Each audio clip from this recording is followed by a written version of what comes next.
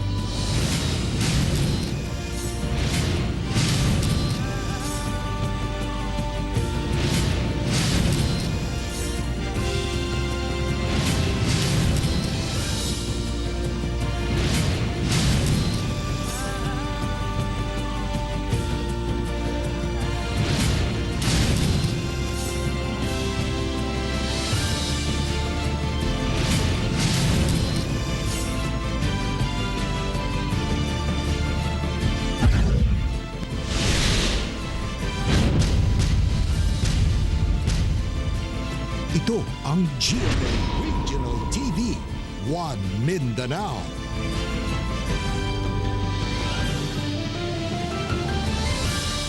May hapon Mindanao, kini ang GMA Regional TV 1 Mindanao. Hatod namang pinakadagkog, pinakulahing balita sa Mindanao. Ako si Teco Campo. Sara Hilomen Velasco. Real Suroche, live gikan dinhi sa GMA Davao Complex.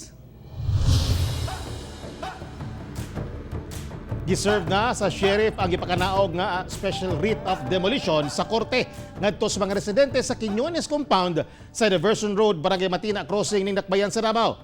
Ano ang dugang detalya sa live report ni Sheila Vergara Rubio. Sheila!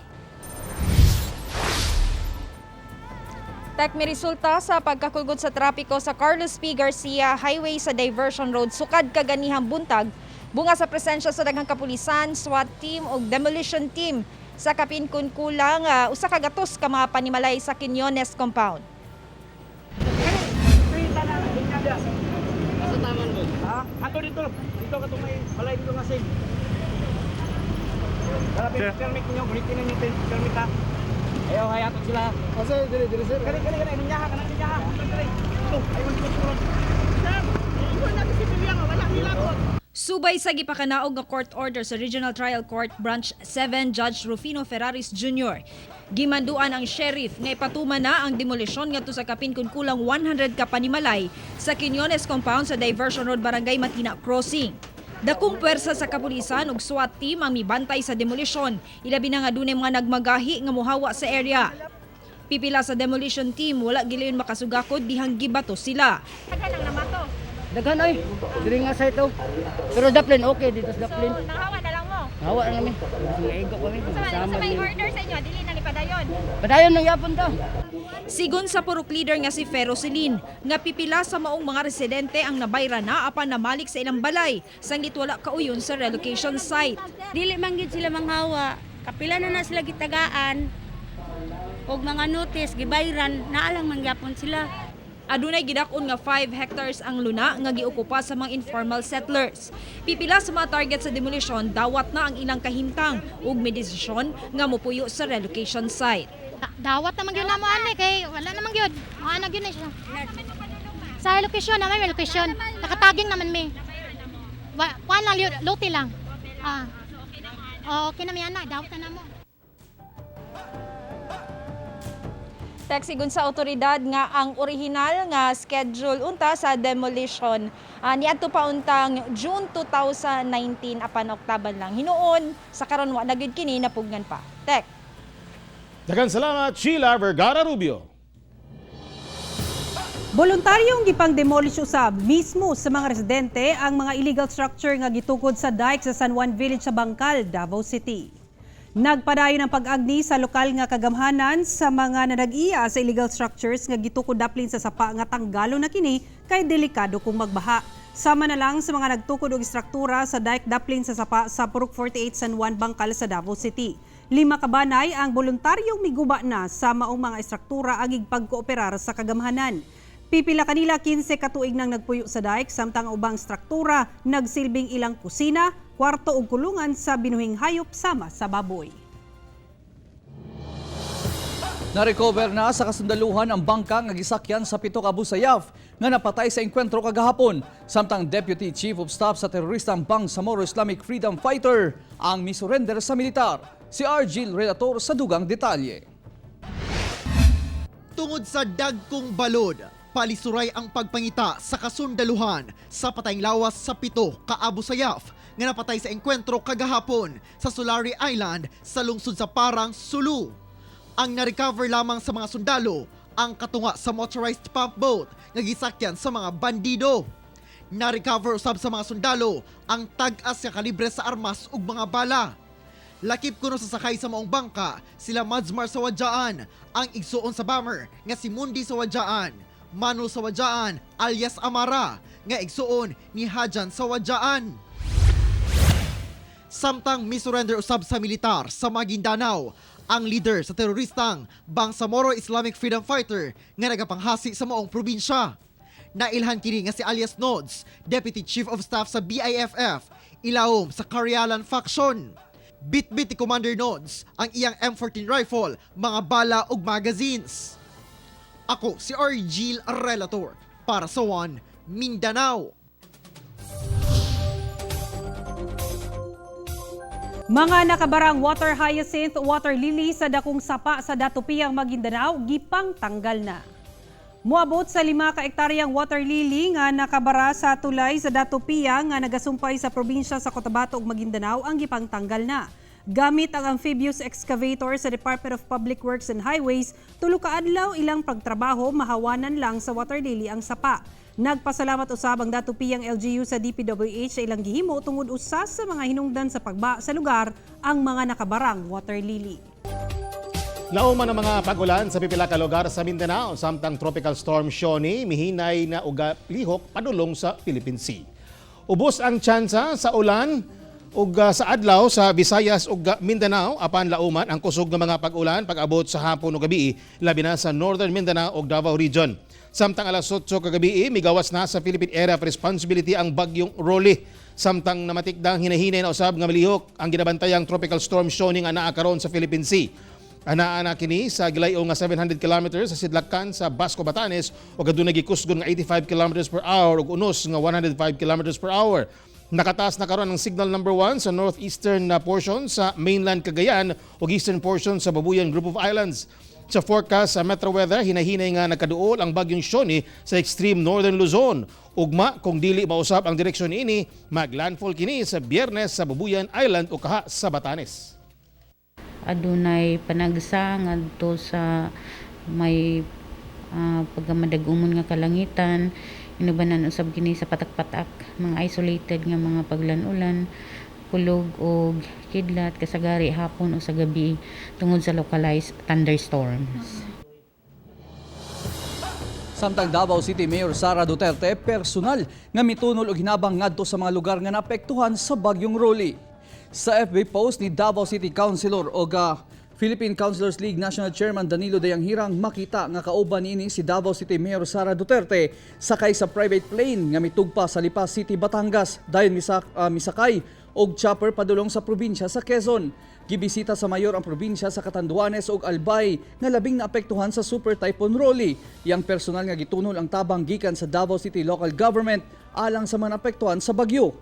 Daan ang gisulti sa mayor nga mohatag og assistance ang lokal nga panggamhanan sa Davao ngadto sa mga lugar nga naigo sa bagyo. Diin kuhaon kini sa 30% sa Quick Response Fund sa syudad apan wala pa gikabutyag kung pila ang kantidad.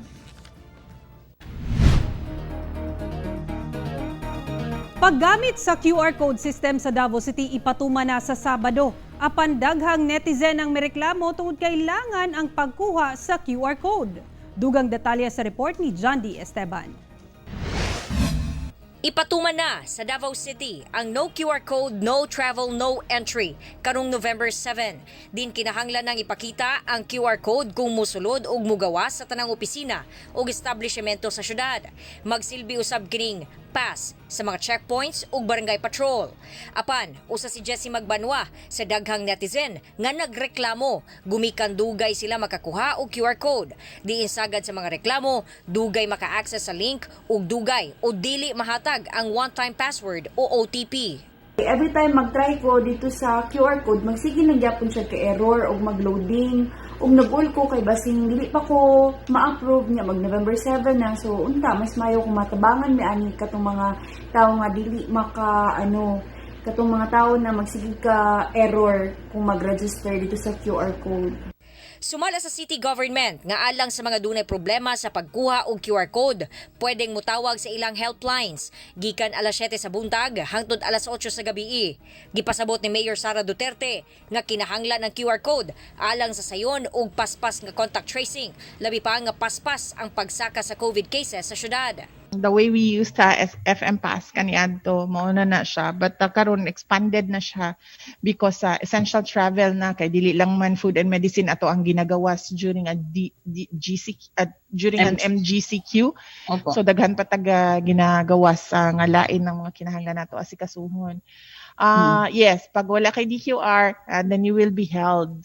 Sa mga wala pa nakakuha og QR code, iandam lang ang inyong clear photo, diin makita ang tibuok dagway nga nagatubang sa kamera. Clear photo sa inyong valid ID o birth certificate. Clear photo sa inyong dagway tapad ang valid ID o birth certificate. Iandam ang mobile number ug ang valid email address. Dayon i-access ang link safedavaoqr.davao.city.com. I-fill out ang form ug huwaton ang OTP nga isend sa imong mobile number ug email address. Pwedeng i-check ang listahan sa valid ID nga kinahanglan sa FB page sa City Government of Davao. Ang mga walay ID ug birth certificate pwedeng moadto sa Davao City Police Office. So, pwede silang lumapit sa pinakamalapit na police stations para ma-assist namin sila na magkaroon sila ng QR code. Bisa na mga dili taga Davao nga moadto sa syudad, gumikan dunay importanteng tuyo o trabaho, pangitaan gihapon mo og Davao QR code. Ako si John D. S. Esteban para sa One Mindanao.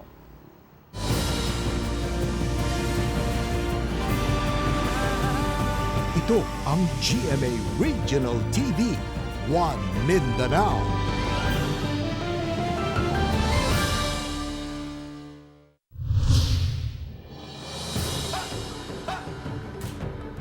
Founder sa Munificent Ministry Investment og asawa ni ini ang nadakpan sa CIDG human nga nagtago-tago sa Cagayan de Oro City.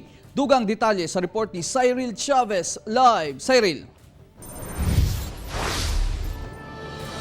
Yes, real taod-taod nang gisubay sa otoridad ang mag-asawa tungod sa kaso nga giatubang niini nga syndicated estafa. Dakpan sa Criminal Investigation and Detection Group kung CIDG Misamis Oriental si Pastor Rolando Joseph Jr. o Pastora Doris Fe Cadallo Joseph atol sa pag-serve sa warrant of arrest sa ilang kasong syndicated estafa. Sila matod pa ang founder sa Munificent Ministry Investment nga ga-operate sa Soc-Sargen Region kung asa daghan ang nahimong biktima. Modo sa mong investment scheme ang pasalig nga motubo og kalima ka pilo ang i-invest nga kwarta. Apan dihang nag-atubang na og kaso, gilayon nga nagtago-tago ang duha sa Block 6 Lot 19, Gran Europa sa Cagayan de Oro City kung asa sila nadakpan kagabi. Other areas in Mindanao, particularly dito sa Region 10. So nag-start out na sila doon. Mo to nga atong gipaningkamutan nga matumbok na to ang ilang nahimutalan. Ana sa 5 ka warrant of arrest ang na-serve sa CIDG kagabi nga gi-issue sa nagkadiyang korte. Naglisod sab ang mga operatiba sa CIDG sa paggukod sa magtiayon sanglit nagpuyo kini sa usa ka exclusive nga subdivision. If any one of you is one of the victims, willing victims, you can still file cases of estafa to the couple. So atong paningkamutan nga makuha pa nato ang mga ubang waran kay para matagan po justisya ang kwarta nga inyong hinaguan. Real, gidala o gibiyahe na karon padulong sa Maitong Police Station sa Sarangani Province ang mga akusado og nakatakda sab sila nga moatubang ngadto sa korte aron atubangon ang ilahang mga kaso. Real. Okay, daghang salamat Cyril Chavez. Misa ka na sa sobra 47.4 million katawang dunay COVID-19 sa tibuok kalibutan. Sa Pilipinas, kapin 388,000 ang nagkasakit niini ug sobra 22,600 na ang nataptan sa Mindanao. Dunay kapin 47,422,000 katawang nagkasakit og COVID-19 sa tibuok kalibutan. Misa ka na sab sa sobra 31,623,000 ang nakarecover ug kapin 1,213,000 ang namatay. Sa Pilipinas, 987 ang new COVID-19 cases karong adlaw. Busa ana sa 388,137 ang dunay COVID-19 sa nasod. Miabot na sab sa 349,091 ang recoveries ug 7,367 ang namatay. Ug sa Mindanao, 22,644 na ang nataptan og COVID-19. Dunay 15,144 nga naayo na ug 774 ang namatay. 16 anyos nga lalaking taga Davao City namatay sa COVID-19. Ani ang COVID-19 update sa Mindanao, pinaagi nining report. Usa ka 16 anyos nga lalaki nga taga Leon Garcia Senior Davao City ang nalakip sa upat ka bag-ong namatay sa COVID-19. Nakasinati kini og sintomas niadtong October 20 ug na-admit niadtong October 23 ug human sa kapin usa ka semana namatay kini. Samtang 2 ka 8 anyos nga lalaki nga taga Turil ug Bukana ang nalakip sa 38 ka nagpositibo sa COVID-19 niadtong Lunes. Asymptomatic silang duha. Miabot na sa 3,985 ang confirmed COVID-19 cases sa Davao City. 2,751 ang nakarecover ug 176 ang namatay. Sa Cagayan de Oro City, 8 ka health workers ang nagpositibo sa COVID-19. Ang upat, 30 anyos nga babaeng taga Carmen o 40 anyos nga babaeng taga Patag, 15 mga nurse sa pribadong institusyon. Ug ang laing duha, 48 anyos nga lalaking taga Lapasan ug 52 anyos nga babaeng taga Barangay 11 nga mga nurse sa NMMC. Duha sab ka medical technologist ang nagpositibo sa COVID-19. 41 anyos nga babaeng taga Gusa, 15 na-assign sa City Health Office ug 24 anyos nga babaeng taga Barangay 11, 15 naka-assign sa NMMC. Lakip sab ang usa ka 34 anyos nga lalaking taga Balulang nga radiologic technologist ug 24 anyos nga lalaking taga Kanituan nga healthcare worker sa NMMC.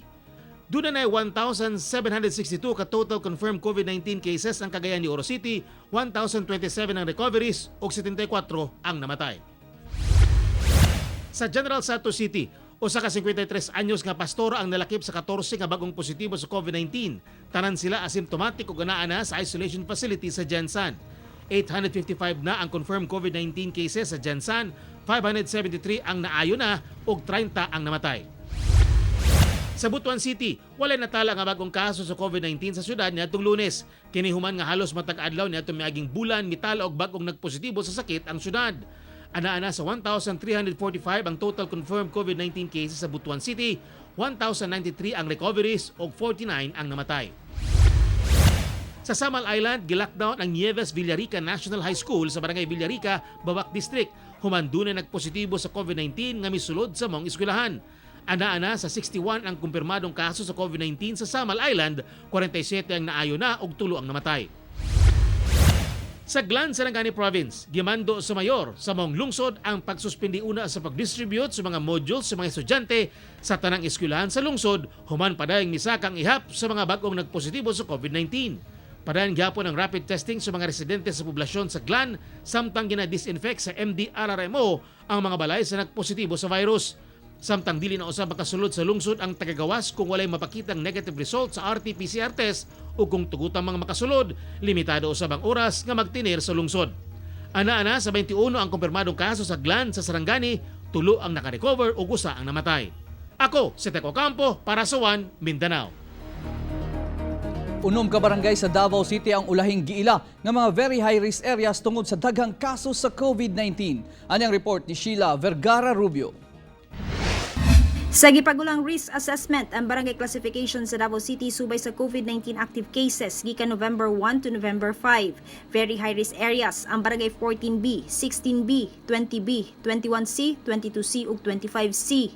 21 ang high-risk areas ug kini mo ang barangays 5A, 8A, 19B, 23C, 27C, 28C, ang Leongto Senior, Atanawe, Bukana, Buhangin Proper, Kabantian, Kalinan Proper, Sentro Agdao, Leon Garcia, Maa, Matina Crossing, Pampanga, Panakan, Sa, Talomo Proper ug Turil Proper. Duha usab ang high-risk areas nga duol sa high-risk barangays ug kini mao ang 13B ug 18B.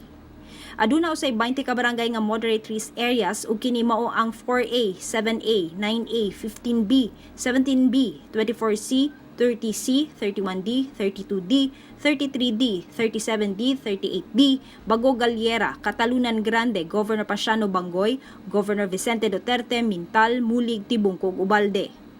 41 ka barangay ang moderate risk areas nga duol sa high risk areas ug kini mao ang barangay 1A, 2A, 6A, 10A, 11B, 12B, 26C, 29D, 39D, 40D, Agdo Proper, Bago Aplaya, Barakatan, Catalunan Pequeño, Comunal Crossing Bayabas, Dacodaw Kalinan, Dalyao, Dumoy, Ilang Indangan, Kapitan Monteverde, Lacson Kalinan, Langob, Lapu-Lapu, Lisada, Magtuod, Malagos, Matina Aplaya, Matina Pangi, Mudiang, Arcastillo, Riverside, Antonio Agdao, Sibulan, Talomo Proper, Tigato, Vihison, Waan, Wangan, ug Wilfredo Aquino. Sa pagkakaroon, dunay 92 ka barangay nga wala na mention nga gikonsiderang low risk areas. Ako si Sheila Vergara Rubio para sa One Mindanao.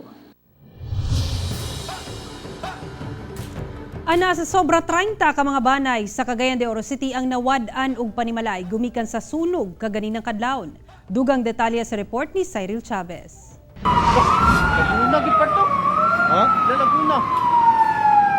Ing-ani kadako ang sunog nga nitabo sayo sa kabuntagon sa Zone 6 Yakapin Extension, Barangay 36, Cagayan de Oro City. Sigon pa sa BFP, nga ana sa 32 ka mga balay ang totally damaged, samtang tulo ang partially damaged. Ana sa 238,000 pesos ang gibana-bana ang danyo sa sunog. Sa kadako sa kalayo, misaka sa ikatulong alarma ang sunog tungod paspas kini mikatay tungod sagad gama sa light materials. Nagsugod kuno ang sunog sa ikaduhang andana sa panimalay ni Teresita Onchique ug ginasusi pa ang hinungdan sa sunog. Gitutukan sa ato ang investigator kanang electrically motivated kay ana nga mga oras basin do na siya electric fan or unsa pa nga gamit nga appliances nga nag-overheat.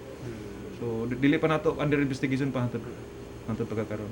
Samtang ingon-ani na ang dagway karon sa maong barangay, nag-ihay na lamang og paningkamot ang mga residente sa pagsalba sa mga gamit nga pwede pang mapuslan.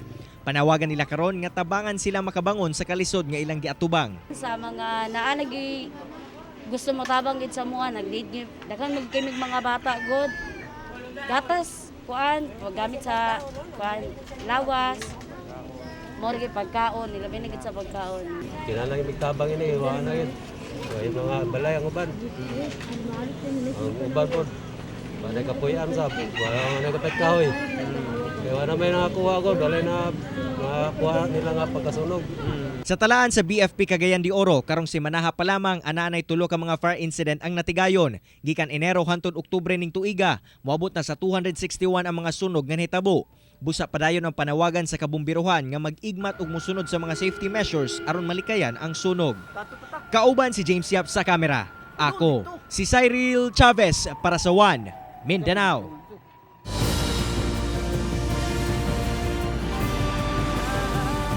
Ito ang GMA Regional TV, One Mindanao.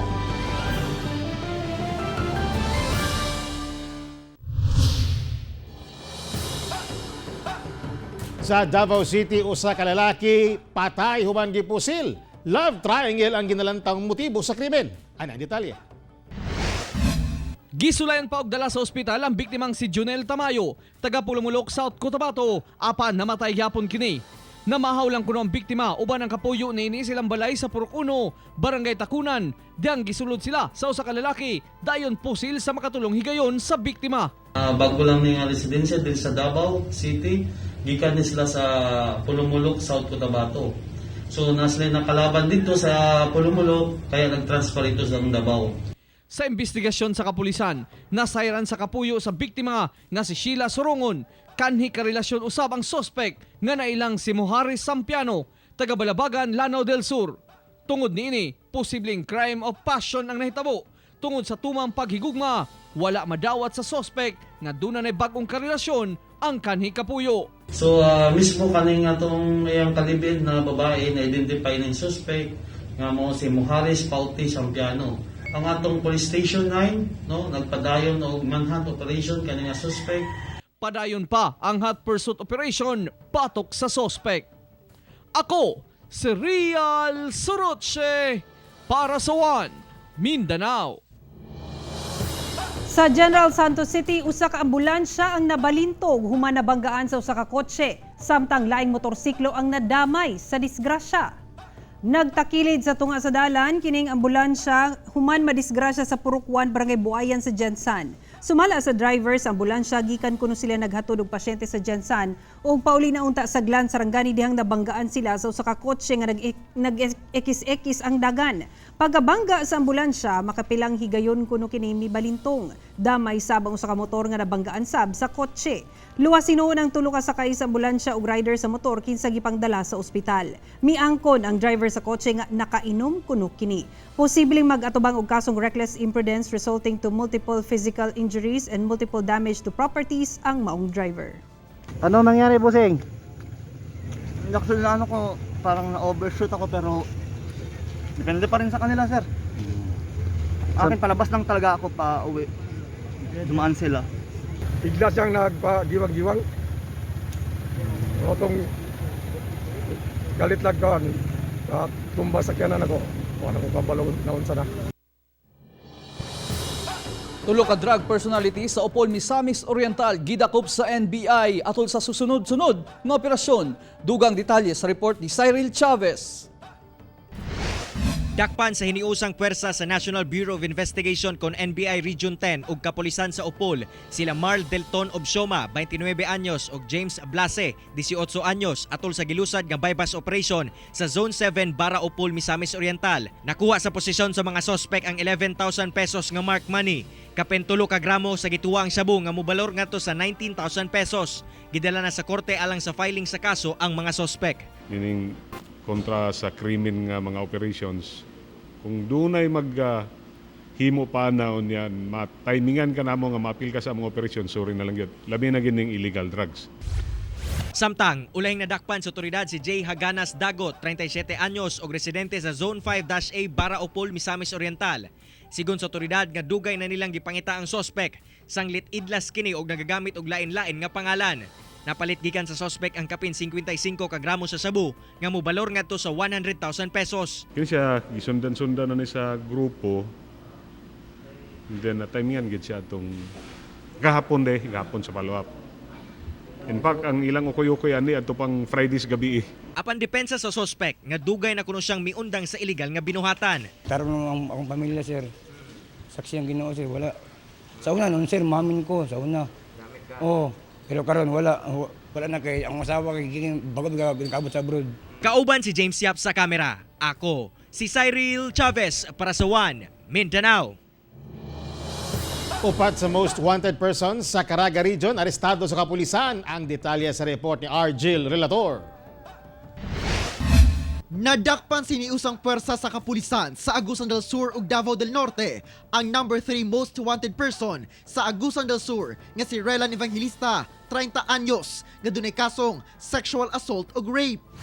Dakpan sab ang top 4 most wanted person sa susamang probinsya nga si Marcelito Pitlo alias Dodo, 52 anyos, ato sa operasyon sa kapulisan sa Anda, Bohol. Duna sab siya 4 counts sa kasong rape. Samtang arestado sab ang top 8 most wanted sa Tandag City sa Surigao del Sur nga si Jovelyn Maca, 26 anyos, nga dunay kasong theft. Ug ang top 10 most wanted sa Caguait, Surigao del Sur nga si Alfredo Ucab, 24 anyos, tungod sa paglapas sa PD 705 o ang Forestry Reform Code of the Philippines. Nagpadayon pa ang pagpangita sa kapulisan sa Caraga Region sa lain pang wanted persons sa maong rehiyon. Ako si Argil Relator para sa One Mindanao.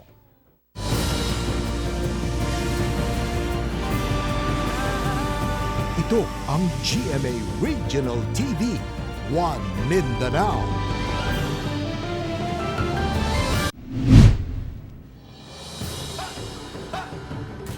Nagkainit na ang eleksyon pagkapangulo sa Amerika tali incumbent US Republican President Donald Trump ug former Vice President Joe Biden sa Democrats. Ani ang report. Nagpadayon ang pag-ihap karon sa mga boto sa duha ka magkaatbang pagkapangulo sa Amerika human gitapos na ang botohan. Sumala sa pipila ka mga Filipino-American nga hinabi sa One Mindanao, daw nag-una kuno si Biden sa ihap. Apan duna pa kuno pipila ka estado sa Amerika sama sa Wisconsin, Michigan ug Georgia nga sumala pa baluarte ni Trump. sa New York City. Pipila na ka mga tindahan, nagbutang na og barikada sa mga entrada og bintana sa ilang mga establishmento. Nabala ka manggod ang mga negosyante nga basig dunay mahitabong civil unrest ug magkagubot sa lugar. Dunay mga hugon-hugon nga bisan si kinsa kuno ang mudaog pagkapangulo sa Amerika, posible kunong dunay dakong kagubot sa pipila ka mga estado. Busa kadaghanan sa mga Pilipinong nagpuyo sa Amerika nangandam na usab sa posibleng mahitabo human ang deklarasyon sa mananaog pagkapangulo. Ako si Teco Campo para sa One Mindanao. Patay ang gitudlong sospek sa gingong pagpanglugo sa usa ka 6 anyos nga babae human kuno kini nangilog og pusil sa usa ka pulis. Ana report ni Cyril Chavez. Gidakop sa kapulisan ang rape suspect nga si Merson Mucodompis, 40 anyos, sa iyang panimalay sa Zone 8 Barangay Bula, General Santos City. Gireklamo ang suspect sa usa ka 6 anyos nga batang babae nga gilugos kuno siya sa balay sa akusado sulod sa 5 ka higayon. Diyang kuhaan na og mugshots ang suspetsado sulod sa Police Station 6. Kalit kunong giilog niini ang pusil sa taga Women's and Children's Protection Desk officer. Nakapabuto pa ang suspect apan abtik nga mibalos ang kapulisan ug naigo kini. Nadala pa sa ospital ang suspitsado apan gideklara kining dead on arrival. Itinulak niya na lang yung tao. Tumakbo siya at pumasok siya agad sa natin, sa CR natin. Nagkataon din na nandun kami sa sa loob din ng opisina. Napag-responde kami kaagad.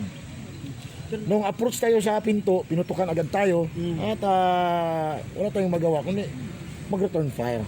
Apan dili motuo ang kabanay sa suspect nga nanglugos kini og nangilog og armas.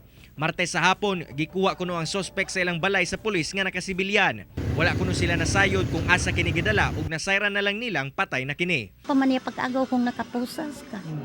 Unya daghan kay siya bunog si ang lawas na sanong burot kayo kini lagom kay ni diri ang baba na walis. Yang mata wala gini gipiyong. Hinoon, ginaimbestigahan sa mga otoridad ang insidente. Ako, si Cyril Chavez para sa One Mindanao. Mga kapuso, 51 kaadlaw na lang. Una, magpasko. Mga kapuso, way puwas ang among pagkatod og balita. Bisitahay ang www.gmaregionaltv.com ug mag-subscribe sa official YouTube channel sa GMA Regional TV. Busa mga kapuso, ayaw pulay sa madagkong balita sa nagkadeng rehiyon sa nasod, subscribe na. Ug mo katong dagkong balita sa Mindanao karong adlaw. Ako si Real Soroche. Daghang salamat sa inyong kanunay nga paguban kanamo matag adlaw. Ako si Sara Hilomen Velasco. Tungod mga balita sa atong palibot, importante alang kanamo. Kini ang GMA Regional TV 1 Mindanao, Teco Campo, buong puso para sa Pilipino.